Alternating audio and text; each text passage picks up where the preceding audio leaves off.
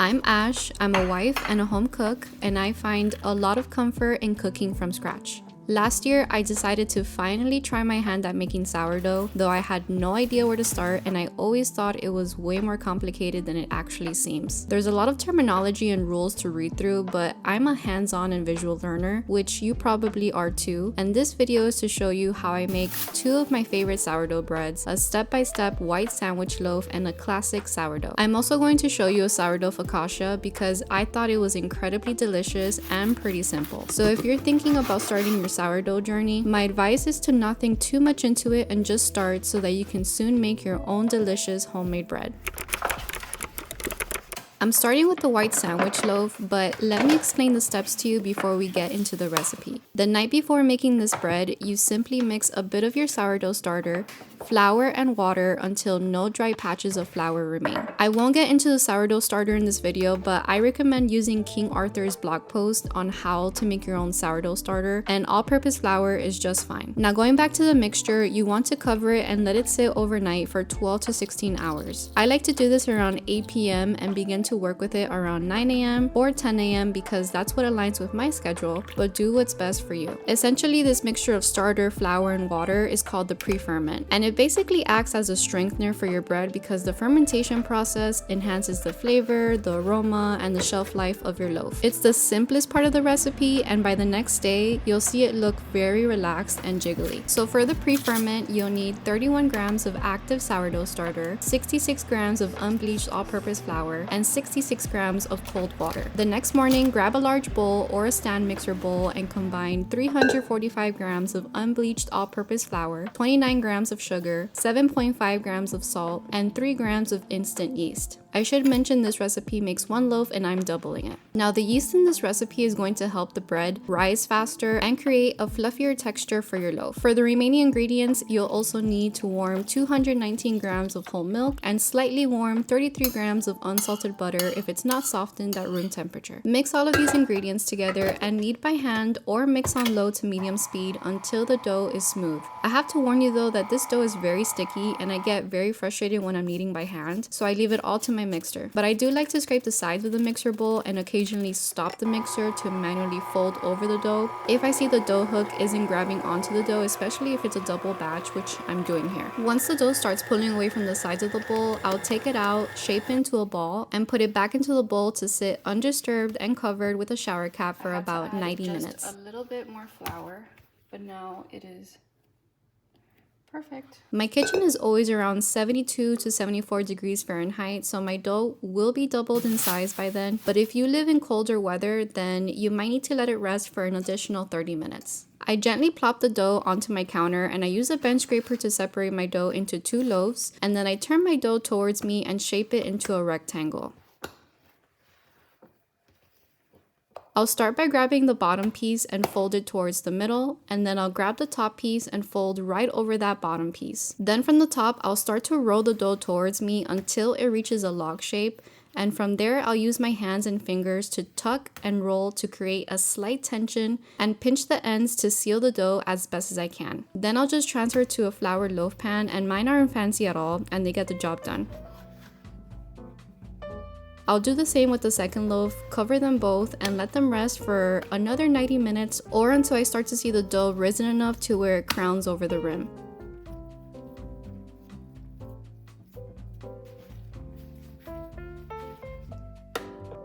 At that point, I'll preheat my oven to 375 degrees Fahrenheit and score the tops of each loaf. I do this because the bread will spring or expand too much in the pans, and without scoring, the air will have nowhere to go. These will bake for about 35 minutes, and by the end, they'll look beautifully golden brown and feel firm to the touch.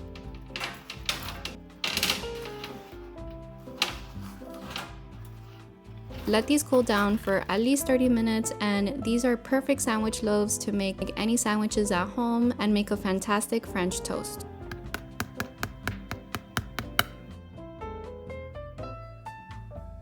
The next recipe makes two classic sourdough loaves. We're gonna need 250 grams of active starter. Okay, then we need 725 grams of warm water. Give this a mix.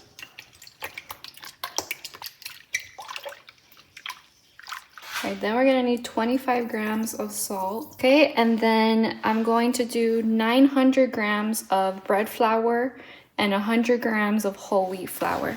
All right, then we're gonna remove this from the scale and we're just gonna give this a mix. You'll want to mix this with a spatula at first, but once the flour is mostly incorporated, you can switch to mixing with your hands until there's no more dry patches.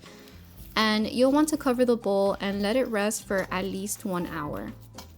During this process, this is called the autolyse period, where the flour absorbs the water and starts to build structure. You can do anything during this time. Feel free to catch up on any laundry, cook, or literally take a nap while you wait. But once that timer is up, the next steps are crucial but very easy. The next step is called a stretch and fold. You'll want to slightly wet your hands because the dough is very sticky. You'll pull up to stretch the dough and then fold it over itself. Turn the bowl and continue to stretch and fold for about 8 to 10 times.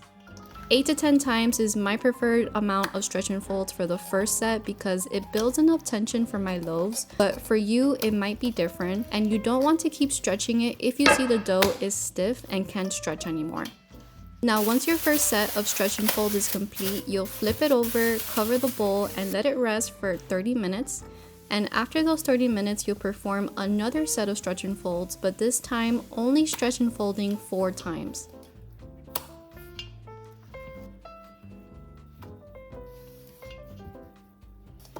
You'll cover and repeat this again 3 more times.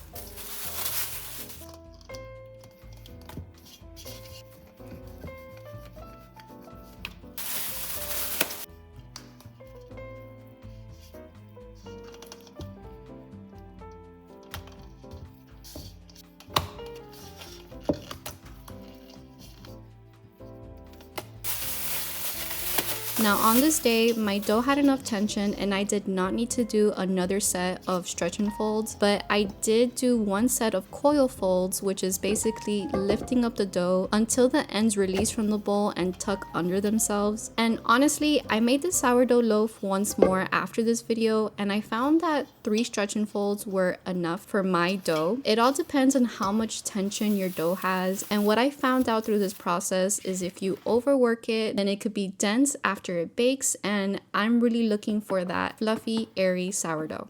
Now after your final stretch and fold, you'll cover your dough and let it rest for about 2 to 3 hours. The dough during this time will complete its bulk fermentation and it'll basically relax and become more jiggly, bouncy, and airy. It will also double in size, but be careful it becomes too relaxed because that means it's overproof and it'll make your dough very sticky, flat, and just really hard to work with. With all honesty, I'm still learning how the texture and feel should be for a perfect sourdough loaf. But to be honest, I feel like on this day, I could have proved my loaf a little bit longer, but I'm still learning and that's okay. Now what's next is to prepare our bannetons. We'll lightly flour them with some all-purpose flour. Then we'll begin shaping our loaves. You can use a dough scraper to gently shape the dough into a rectangle or gently use your hands to do it. From there, we'll start shaping like how we did with our sandwich loaves. We'll grab the bottom sides and fold it towards the middle, then grab the top side and fold it over as well. Then starting from the top, we'll grab it and start rolling it towards you and gently tuck and roll into a circular motion to create a ball. This will tighten the dough, but you don't want to tighten it too much because this is our first round of shaping and we'll need a final round of shaping before it goes into the banneton.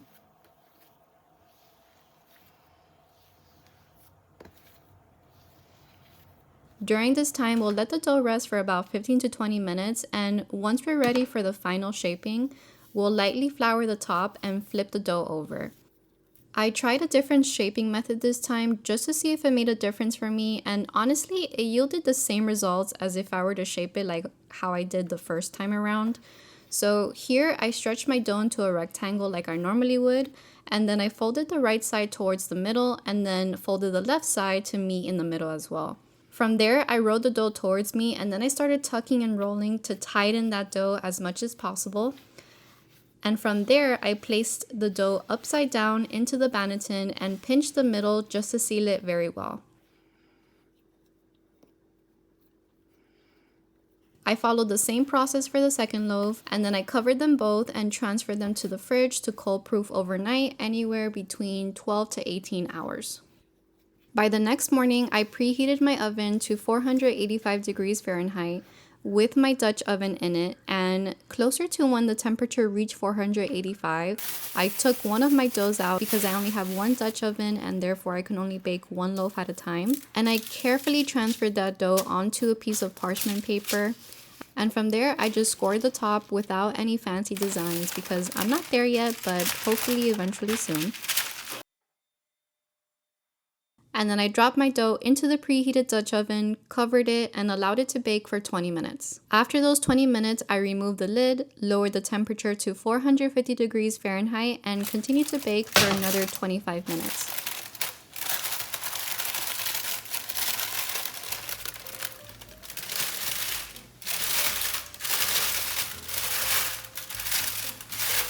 And this is how my sourdough loaf turned out. Beautifully, goldenly baked, and just delicious. I'm honestly so proud of myself, and it is incredibly rewarding to make your own bread. It is a little bit frustrating at the beginning and it's time consuming too, but I think it's well worth it and you should definitely give it a try. The final recipe in this video is a light, airy, and fluffy sourdough focaccia. I tried it for the very first time during a small little dinner get-together and it was honestly so delicious. I think it was absolutely perfect. So to make this, you'll need 1 cup or about 227 grams to 241 grams of ripe sourdough starter, 171 grams of warm water, 19 grams of extra virgin olive oil, and for the dry ingredients, you'll need 300 grams of unbleached all-purpose flour, 9 grams of salt, and 5 grams of granulated sugar. I feel like focaccia is the easiest bread you can make because all you have to do is mix the ingredients together, then do sets of stretch and folds, let it rest, and basically just plop it onto your baking sheet tray, create some dimples in it, and that's it. Let it bake and it's done, and it's absolutely so delicious. So going back to the recipe, you'll add the starter, oil, and water together into a bowl and mix it well. Then you'll add in the flour, sugar, salt, and mix until no dry patches remain, and from there you'll cover and rest for about 15 minutes. After those 15 minutes, we'll perform our first set of stretch and folds, and as usual, do about 10 folds, and then we'll cover and repeat the same steps 3 more times, except when you're doing the stretch and folds these times, stretch about 4 to 5 times and not 10. Now after the final stretch and folds, we'll cover it and let it rest for an hour and a half to 2 hours or until it's doubled in size. And closer to when it's ready to bake, we'll spray a 9-inch pan. I think I'm using a 10-inch pan. We'll spray with olive oil, though I didn't have any, so I'm brushing on the oil, and we'll gently transfer the dough onto the pan and then gently flip it so all sides are coated in oil.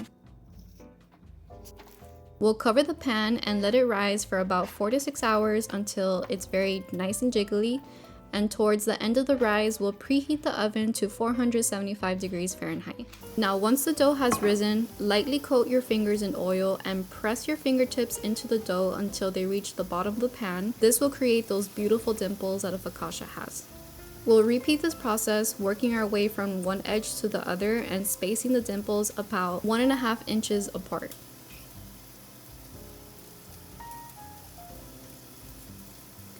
And if you see any spots that might be missing a dimple, just use your finger to create any additional. Now, focaccia needs a good tasting olive oil, so make sure to use an olive oil that you enjoy the taste of. And we'll drizzle about 1 tablespoon of that olive oil right on top and sprinkle 1.5 to 1 teaspoon of flaky sea salt.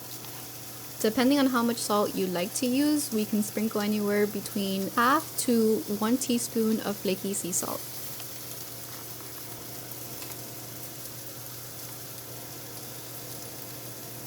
Now we'll bake this on the lower rack for about 15 to 18 minutes, and then we'll broil for about a minute or two just to achieve that golden and crispy top. But please keep an eye on it because this can burn fairly quickly if you're not babysitting it between those 1 to 2 minutes that it's under the broiler. It's gonna be pretty hard at this point to let this cool because it'll smell so delicious and it looks so beautiful.